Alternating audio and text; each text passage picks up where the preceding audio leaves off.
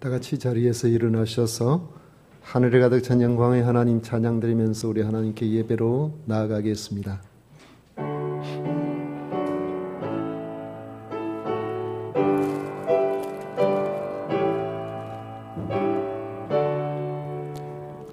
하늘에 가득 찬 영광의 하나님, 온 땅에 충만한 존귀하신 하나님, 생명과 빛으로 지혜와 권능으로 언제나 우리를 지키시는 하나님, 선구와 선자와 성령 삼위의 하나님, 우리의 예배를 받아주시옵소서.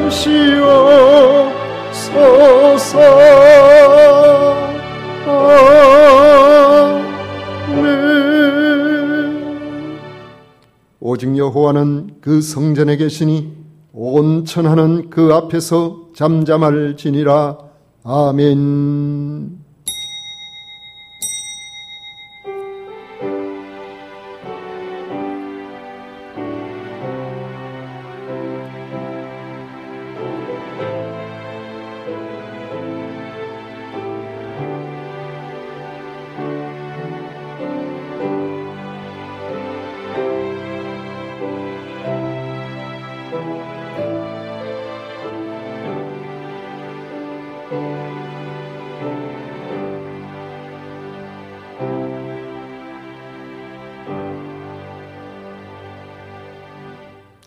우리에게 영생의 소망을 허락하신 성삼위 하나님을 찬양합니다. 이 시간 하나님께서 허락하신 거룩한 날, 거룩한 장소에서 마음과 정성과 뜻을 모아 예배를 드리오니 기쁘게 받아 주시옵소서.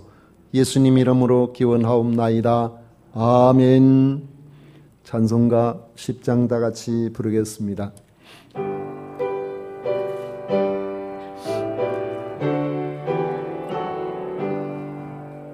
전능왕 오셔서 주 이름 찬송케 하옵소서. 영광과 권능의 성부여셔서 우리를 다스려 주옵소서. 아멘. 성시 교독 교독문 제21번 함께 교독하겠습니다. 찬송가 뒤에 있는 교독문 제21번입니다. 내가 여호와를 항상 송축하며 내 입술로 항상 주를 찬양하리이다.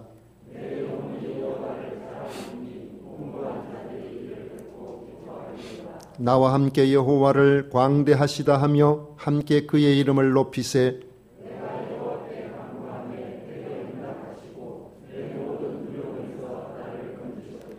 이 곤고한 자가 부르짖음에 여호와께서 들으시고 그의 모든 환난에서 구원하셨도다.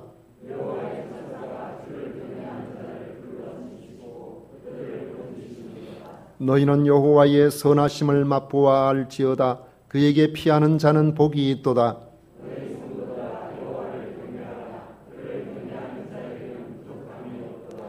젊은 사자는 궁핍하여 줄일지라도 여호와를 찾는 자는 모든 좋은 것에 부족함이 없으리로다. 아멘. 다 같이 신앙 고백 드리겠습니다. 전능하사 천지를 만드신 하나님 아버지를 내가 믿사오며 그 외아들 우리 주 예수 그리스도를 믿사오니 이는 성령으로 잉태하사 동정녀 마리아에게 나시고 본디오 빌라도에게 고난을 받으사 십자가에 못 박혀 죽으시고 장사한 지 사흘 만에 죽은 자 가운데서 다시 살아나시며 하늘에 오르사 전능하신 하나님 우편에 앉아 계시다가 저리로서 산자와 죽은 자를 심판하러 오시리라. 성령을 믿사오며 거룩한 공회와 성도가 서로 교통하는 것과 죄를 사하여 주시는 것과 몸이 다시 사는 것과 영원히 사는 것을 믿사옵나이다. 아멘.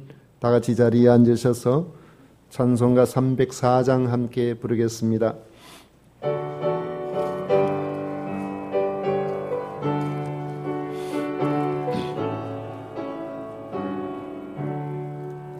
그 크신 하나님의 사랑 말로 다 형용 못하니 저 높고 높은 별을 넘어 이 낮고 낮은 땅 위에 죄반 영혼 구하려 그 아들 보내사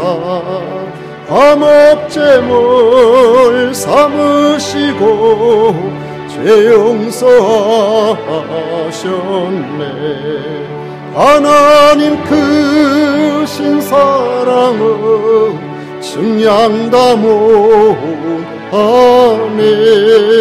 영원히 변치 않는 사랑 성도여 찬양하세. 외로운 시절 지나가고 땅 위에서 화시할 때 주 믿지 않던 영혼들은 큰 소리 외쳐 울어도 주 믿는 성도들에게 큰 사랑 베푸사 우리의 죄 사했으니 은혜 잊을까. 하나님 크신 사랑은 측량다 못하네. 영원히 변치 않는 사랑 성도여 찬양하세. 하늘을 두루마리 삼고 바다를 먹물 삼아도 한없는 하나님의 사랑 다 기록할 수 없겠네. 하나님의 크신 사랑 어찌 다 쓸까. 저 하늘 높이 사도 채우지 못하리. 하나님 크신 사랑은 측량다 못하네. 영원히 변치 않는 사랑 성도여 찬양하세. 아멘. 이 시간 차성수 장로님 우리를 대표하여 기도하시겠습니다.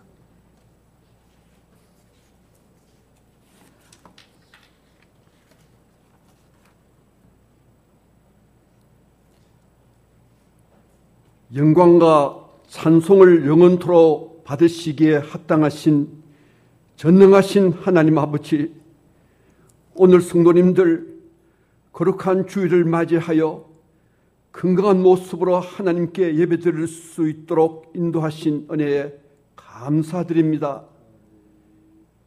지난날을 되돌아보니 국가와 민족을 위하여 눈물을 흘리며 간절히 기도하는 것을 게을리하였음을 회개합니다. 현충일을 맞이하여 국가를 위하여 목숨을 바친 이들의 충순된 삶이 헛되지 않도록 이 나라 곳곳에 하나님의 공의가 강같이 흐르기를 간절히 바랐고 원합니다. 아버지 하나님, 진주 세금산 교회가 하나님의 도우심으로 믿음에 거하고 터 위에 굳게 서서 모든 사람을 하나님께로 인도하는 교회가 되기를 간구합니다. 모든 사람이 오고 싶어하는 교회가 되기를 원합니다. 하나님을 기쁘시게 하는 교회가 되기를 간절히 바랐고 원합니다. 전도가 어려운 이 시대에 아버지 하나님께서 감동하사 길을 열어주시고 교회들마다 부흥되도록 역사하여 주시옵소서.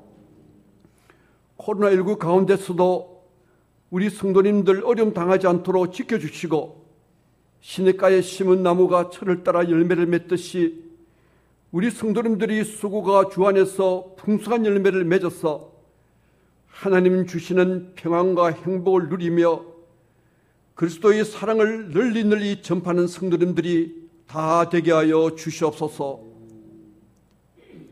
하나님 아버지, 우리 목사님에게 요동치 않고 주의 사자로서의 일을 잘 감당하시도록 능력에 능력을 더하여 주시옵소서. 목사님께서 이 시간 하나님의 말씀을 선포하실 때에 하나님의 크신 은혜가 우리 성도님들에게 임하는 능력의 시간이 되게 하옵소서. 우리 성도님들이 손을 주님의 근능의 손으로 붙드시고 의의 길로 생명의 길로 인도하여 주시기를 간절히 간구드려오며 우리 주 예수님 이름으로 기도 올려옵나이다. 아멘.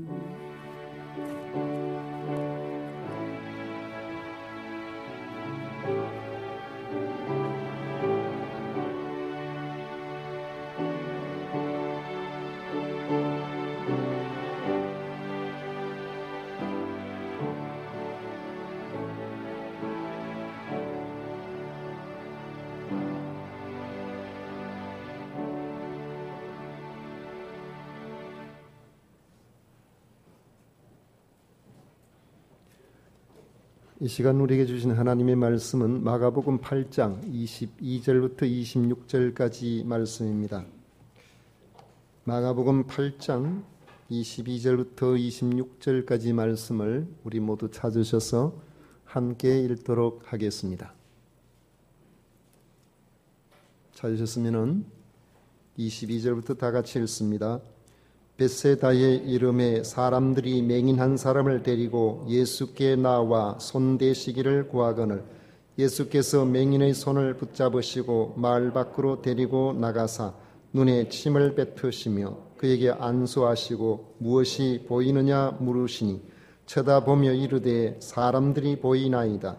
나무 같은 것들이 걸어가는 것을 보나이다 하거늘 이에 그 눈이 다시 안수하심에 그가 주목하여 나아서 모든 것을 밝히 보는지라. 예수께서 그 사람을 집으로 보내시며 이르시되 마을에는 들어가지 말라 하시니라. 아멘. 함께 읽은 말씀을 가지고 주님의 특이한 치유 방식이라는 제목으로 같이 말씀을 나누도록 하겠습니다. 오늘 이 말씀의 의미를 더 확실하게 드러내기 위해서는 주님의 특이한 치유 방식이 주는 교훈이라는 그런 주제로서 여러분들이 이해를 하시면 되겠습니다. 복음서에는 예수님께서 맹인의 눈을 뜨게 하신 기적 사건이 여러 번 나옵니다. 누가복음 7장 21절에 보면 마침 그때 예수께서 질병과 고통과 및 악귀 들린 자를 많이 고치시며 또 많은 맹인을 보게 하신지라 그렇게 말씀하고 있습니다. 맹인을 보게 하신 일이 몇 사람 정도가 아니었다는 것을 알 수가 있습니다. 맹인을 고치신 기적의 구체적인 사례를 보면 가버나움에서 두 맹인을 고치신 일이 나옵니다. 여리고에서 바디메오를 고치신 사건과 또 다른 두 명의 맹인을 고치신 사건이 있습니다. 예루살렘에서 맹인을 고치신 사건, 또 특히 요한복음 9장에 나오는 실로암 못에 가서 눈을 씻고 밝히 보게 한 그 맹인을 고친 사건도 나오는데 대부분이 눈뜨기를 원하는 간절함이 맹인에게 있었습니다. 주님은 그들에게 내가 능히 이 일 할 줄을 믿느냐고 물으셨고 그들은 그러합니다.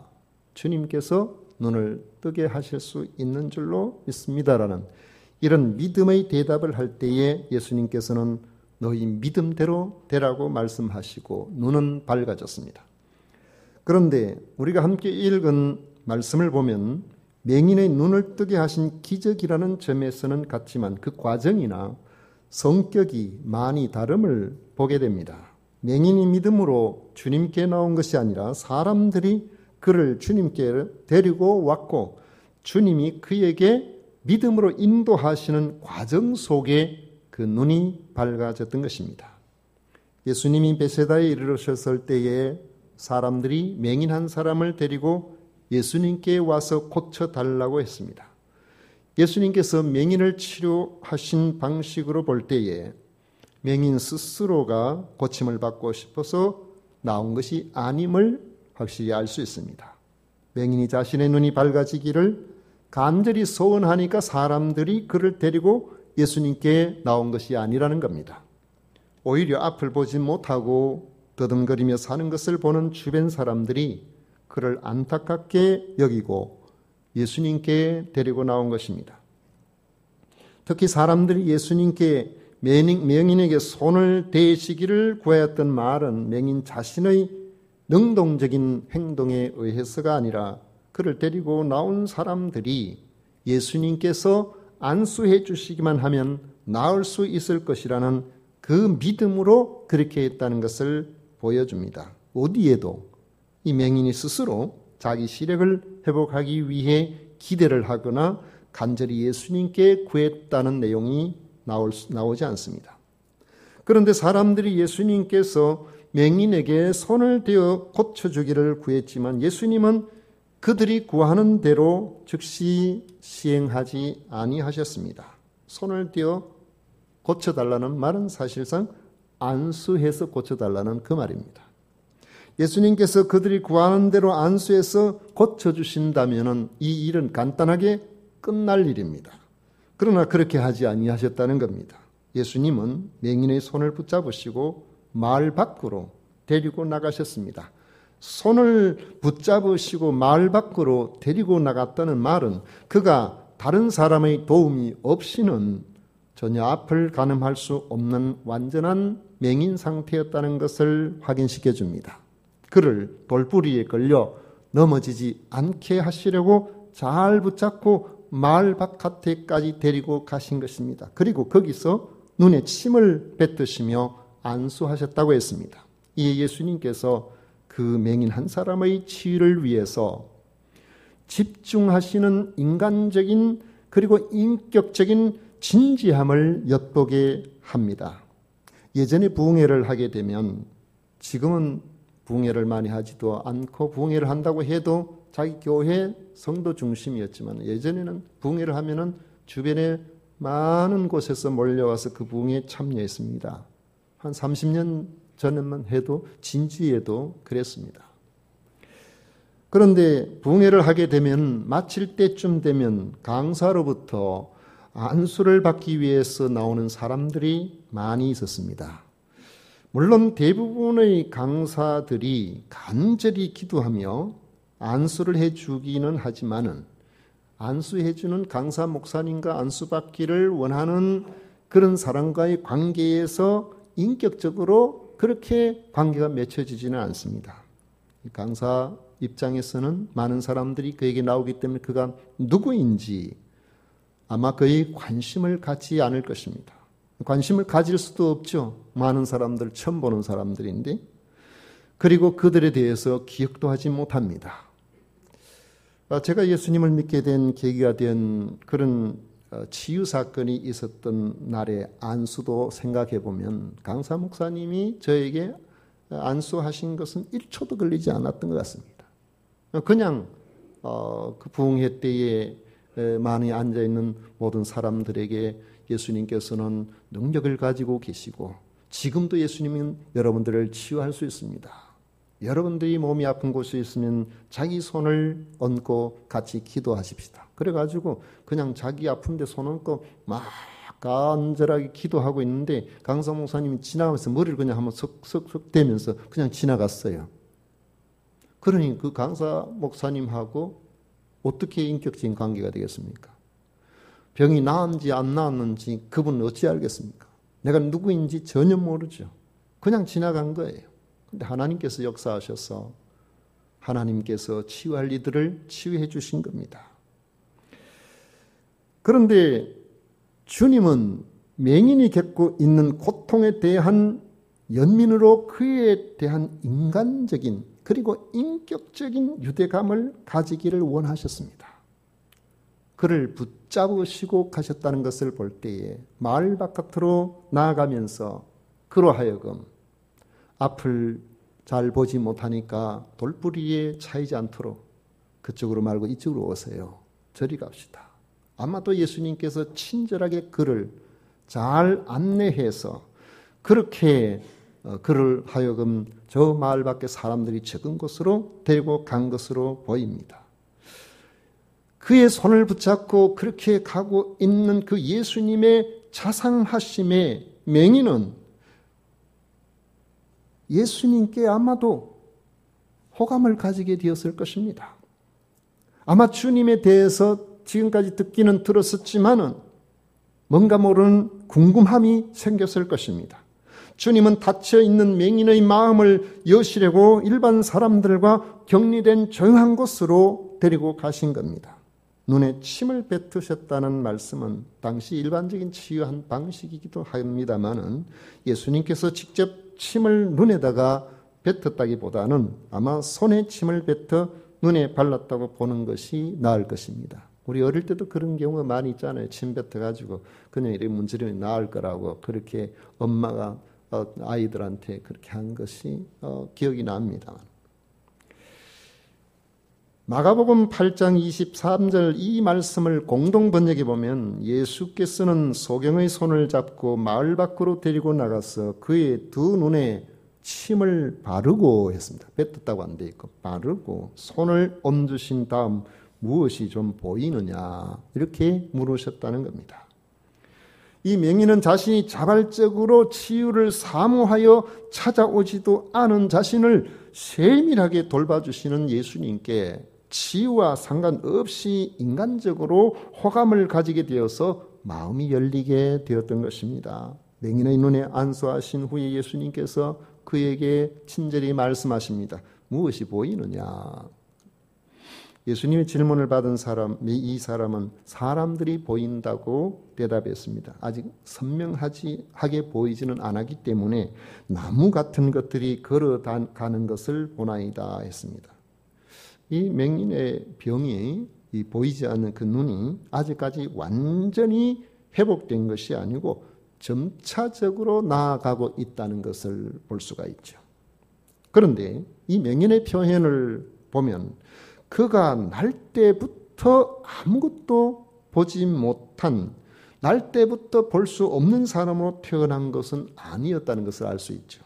희미하게 보이는 것이 나무인지 사람인지 분명하지는 않지만은 나무와 사람을 식별할 수 있는 예전부터 거기에 대한 지식을 갖고 있다 하는 것을 볼 수 있습니다. 그렇지 않고 처음부터 아무것도 본 적이 없다면 나무를 본 적이 없다면은 나무 같은 사람이라고 그렇게 말할 수가 없었을 겁니다. 흔들리는 나무와 움직이는 사람 이 사이에서 과거에 나무와 사람을 어느 정도 구별할 수 있는 그런 정도의 눈은 가지고 있었던 것으로 보입니다. 만약에 우리가 한 번도 원숭이를 본 적이 없는 사람이 어느 날 눈이 뜨여져 가지고 원숭이를 보면서 뭐가 보이냐 그러면 사람 같은 원숭이가 보입니다. 그 말 못하잖아요. 원숭이를 아니까 그 말 하는 것이죠. 처음에는 어느 정도의 시력이 있었으나 후천적으로 이 병이 와서 결국에는 완전히 시력을 잃었을 가능성이 높습니다. 그래서 시력이 어느 정도 회복되니 나무가 흔들리듯이 사람들이 걸어가는 것이 보인다고 말했던 겁니다. 그 말을 들으신 예수님께서는 그 눈에 다시 안수하셨습니다. 이처럼 예수님께서 한 번의 안수가 아니라 거듭 안수하신 경우는 여기밖에 없습니다. 왜 한 번만에 낫게 하지 아니하시고 거듭해서 안수해서 낫게 하셨을까요? 여러분 맹인의 상태가 너무 심해서 도저히 이것은 한 번만에 안 되니까 단계를 밟아서 낫게 해야 되겠다. 이렇게 생각을 하시고 주님이 그렇게 하셨을까요? 죽은 지 나흘이나 되는 사람도 다시 살리신 예수님께서 병이 심하다고 한 번만에 낫게 못하신 그런 일은 우리가 상상할 수가 없습니다.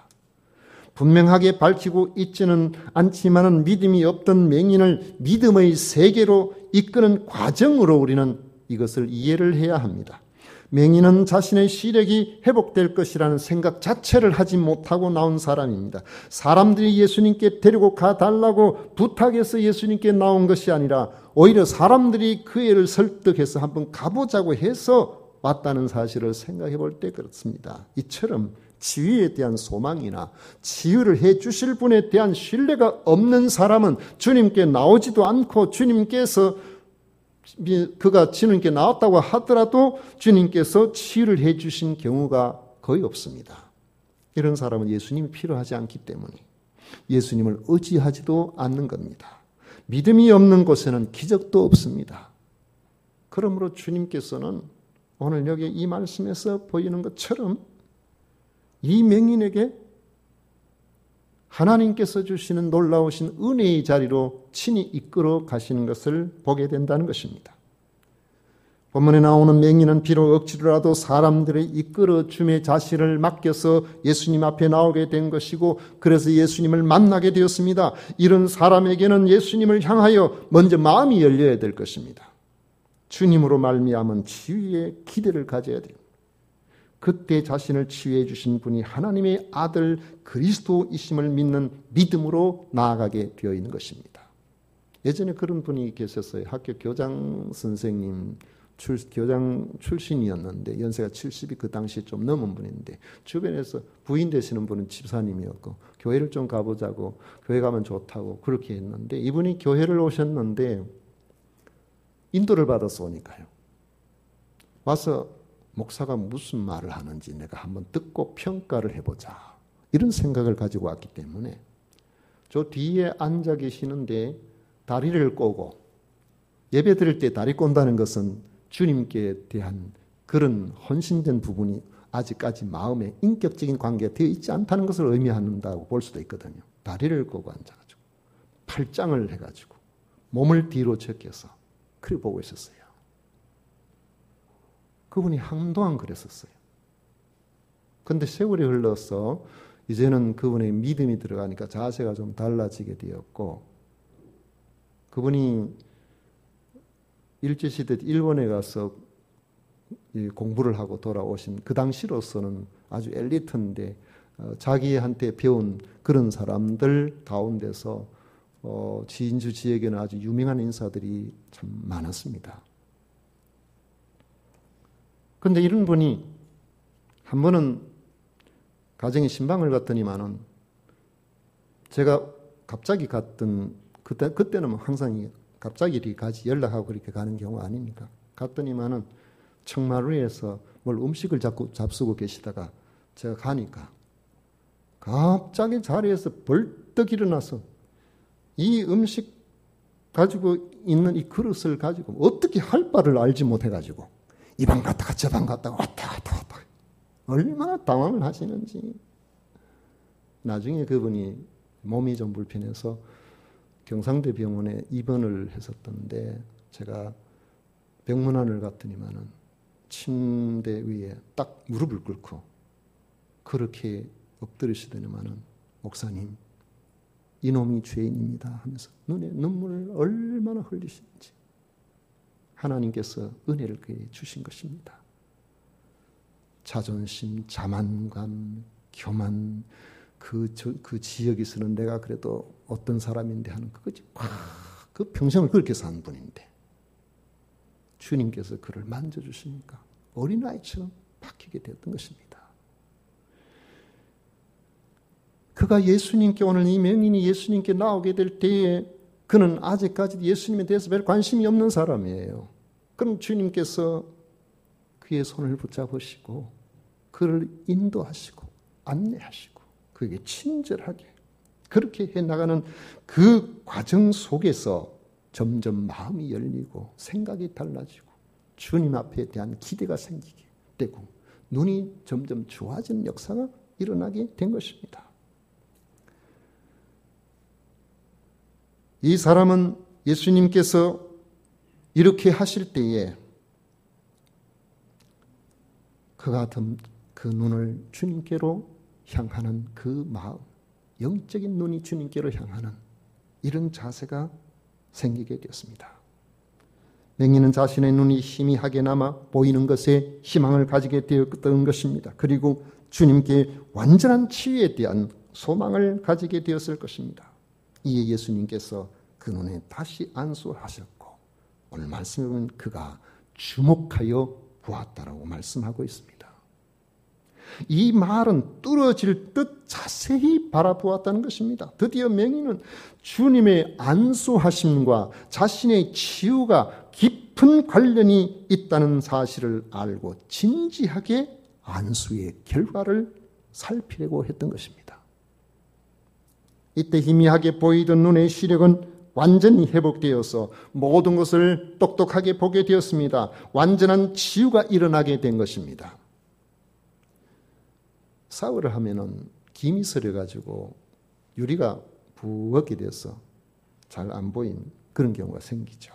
그러면은 얼굴에 뭘 바르든지 아니면은 머리를 말리거나 드라이 하는데 지장이 있습니다. 그래서 마른 수건으로 거울을 이렇게 닦아보면 물기가 완전히 제거되지 않아서 아직까지 뭔가 하는데 좀 지장이 있습니다. 깨끗하게 잘 안 보이니까. 이때 드라이기를 가지고 따뜻한 바람을 그 거울에다가 이렇게 쐬면은 조금 있다가 보면은 완전히 말라가지고 깨끗하게 보이게 되죠. 그런데 이때 드라이기를 가지고 그 거울에 있는 남아있는 물기를 말릴 때에 저는 딴 곳을 쳐다본 적이 없습니다. 이게 잘 마르나 해서 유심히 보면서, 왜냐하면 어느 정도 말랐으면 더 이상 할 필요가 없으니까요. 여러분들은 그런 경우에 드라이기는 그 말른다고 앞을 대고 딴 데 쳐다보고 이렇게 하십니까? 그래 안 하잖아요. 이처럼 주님의 두 번째 안수 결과에 관심을 가지고 주목하고 있다는 것은 그가 이미 주님이 하신 일에 깊이 빨려 들어가고 있음을 나타내주고 있는 것입니다. 예수님은 그 사람을 집으로 보내시며 마을에는 들어가지 말라 이렇게 말씀하셨습니다. 이 말씀의 뜻은 마을 안에 들어가서 이 사람 저 사람에게 자신에 대한 이야기를 하지 말라는 뜻으로 그렇게 보면 될 것입니다.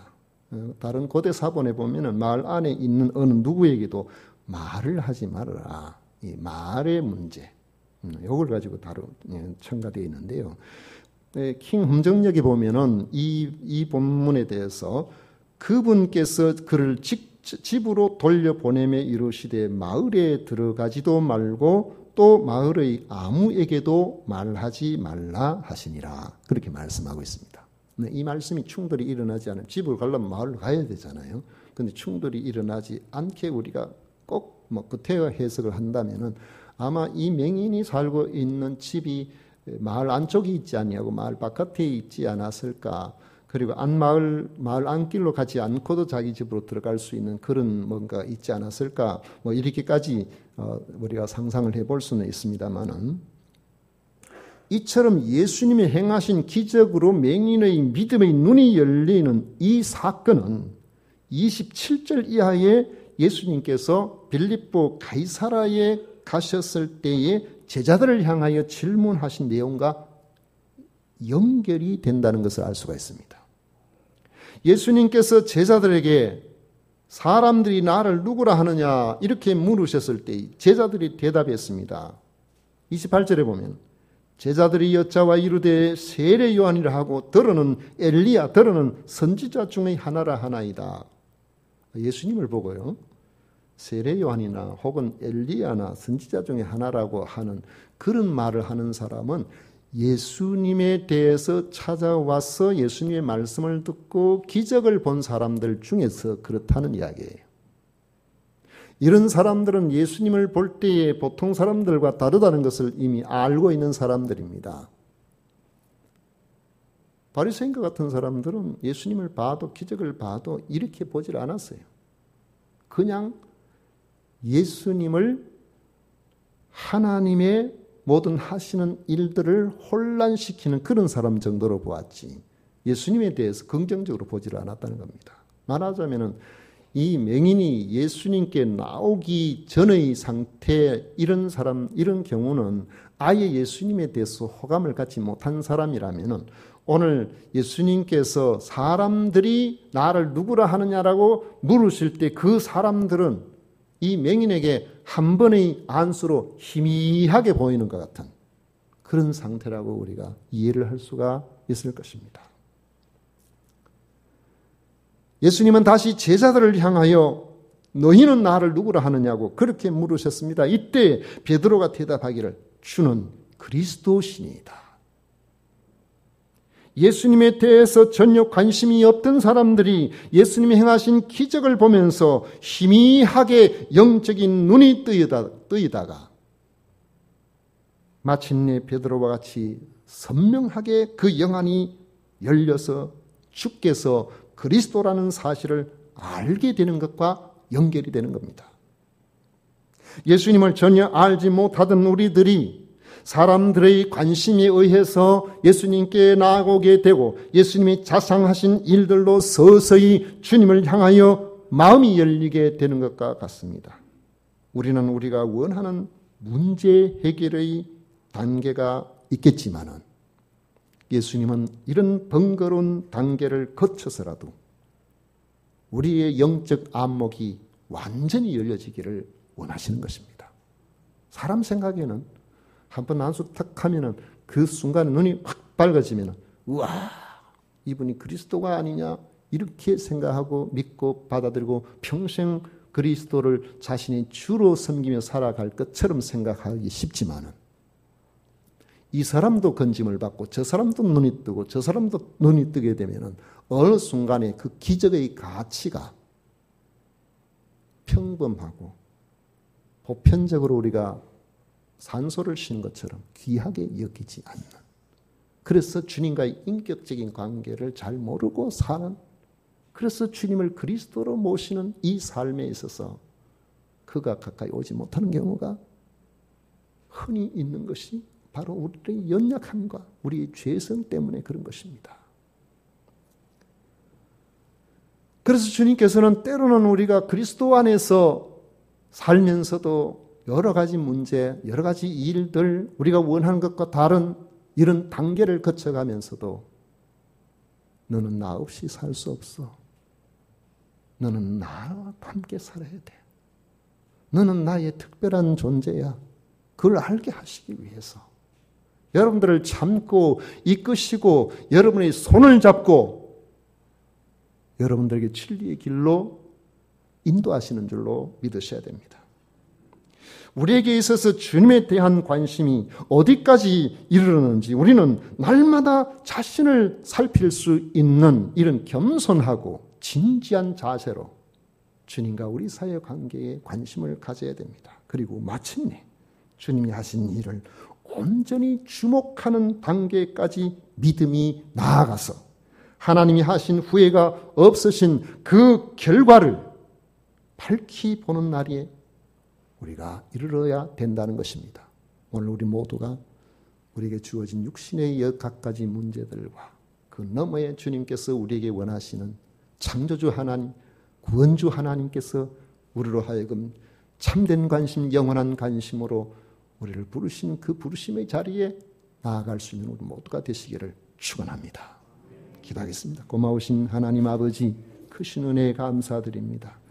우리는 마음이 급하여 당장의 문제 해결을 받기를 원하고 우리는 당장에 내가 가진 모든 환경 속에서 그냥 이 땅에서 평안하고 형통하기를 원하지만은 주님께서 하시는 일은 우리가 이해하지 못하는 자리에 있을 때가 많습니다. 그럼에도 불구하고 주님은 우리가 주님과 주님이 하신 일에 주목하기를 원하고 그를 통하여 눈이 밝아지기를 원합니다. 하나님께서 기뻐하시는 후회 없는 인생의 삶의 자리에 도달하기를 원하시는 줄 믿습니다. 오늘도 이 자리에 함께한 우리 모든 믿음의 식구들 위해 주의 크신 은혜로 함께해 주셔서 영안이 밝아지게 하시고 삶이 밝아지게 하여 주옵소서. 예수님 이름으로 기도드리옵나이다. 아멘. 찬송가 309장 함께 부르겠습니다.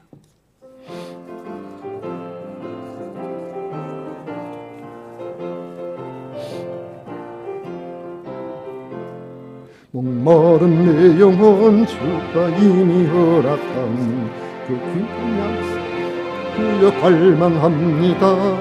그 약속 따라서 힘써 간구하오니 주여 내 기도 어서 들어주소서. 예수의 사랑 예수의 사랑 바다 물결같이 내게 임하니 영광의 물결에 온전히 쌓여서 내 영혼의 기쁨 한량 없도다. 주님에게 약속한 큰 비 내려주시려 은혜의 저 구름 건너편에 떠올라 그 귀한 징조가 내게 밝히 보이니 나 힘을 다하여 주께 간구합니다. 예수의 사랑 예수의 사랑 바다 물결같이 내게 임하니 영광의 물결에 온전히 쌓여서 내 영혼의 기쁨 한량 없도다. 은혜의 소낙비 지금 흡족히 내려 구원의 큰 강물 흘러차고 넘쳐서 내 추한 모든 죄 모두 씻어버리니 나 지금 은혜를 충만하게 받았네. 예수의 사랑 예수의 사랑 바다 물결같이 내게 임하니 영광의 물결에 온전히 쌓여서 내 영혼의 기쁨 한량 없도다. 차고 넘치는 주의 은혜의 물결 힘차게 밀려와 내게 만족합니다. 할렐루야로 주를 찬송하오니 내 마음의 기쁨이 항상 충만함이라. 예수의 사랑 예수의 사랑 바다 물결같이 내게 임하니 영광의 물결에 온전히 쌓여서 내 영혼의 기쁨 한량 없도다. 아멘.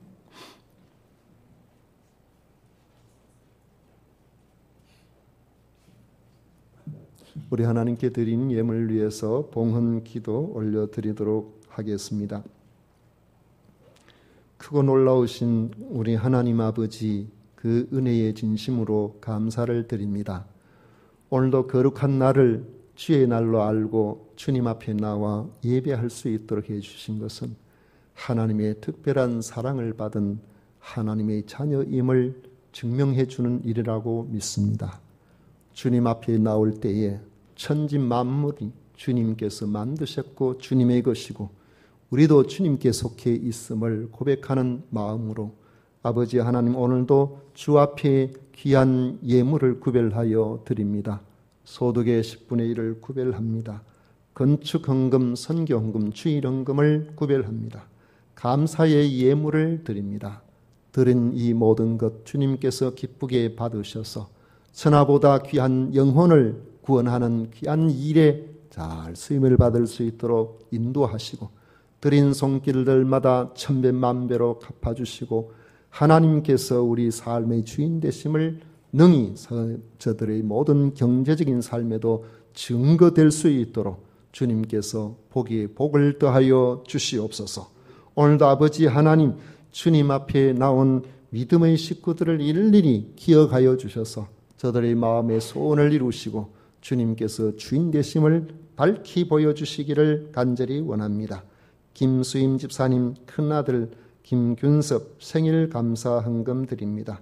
김지연 집사님 친정아버지 위암수술 잘 마치고 퇴원하게 해주셔서 감사드립니다. 정미순 집사님 정재윤이 훈련기간 안전하게 훈련 마치게 해주심에 감사드립니다. 주님 기억하여 주셔서 하나님 앞에 감사하는 이 감사의 모든 제목들을 따라서 또 1년 동안 건강하게 해주시고 수술 마친 이 모든 과정에서 하나님 함께 해주셨사오니 또 1년 또 앞으로 아버지 하나님 건강하게 회복 잘 되게 하여 주시기를 원합니다. 재윤이 아버지 하나님 훈련 마치고 이제 아버지 하나님 군생활 본격적으로 접어듭니다. 눈동자같이 지키시고 보살펴 주셔서 군생활 잘 마치고 건강하게 제대할 수 있도록 인도하여 주시옵소서. 오늘도 주님 앞에 나온 사랑하는 모든 믿음의 식구들 위해 우리 주님 한량없는 은혜로 안아주시고 감사주시기를 원하옵고 예수님 이름으로 축복하며 기도하옵나이다. 아멘. 지금은 우리 구주 예수 그리스도의 은혜와 하나님 아버지의 놀라우신 사랑과 성령 하나님의 위로 축복 교통하심이 오늘도 겸비 주님 앞에 나와 예배 드리는 모든 성도들 위해 영원토록 함께 있을지어다. 아멘.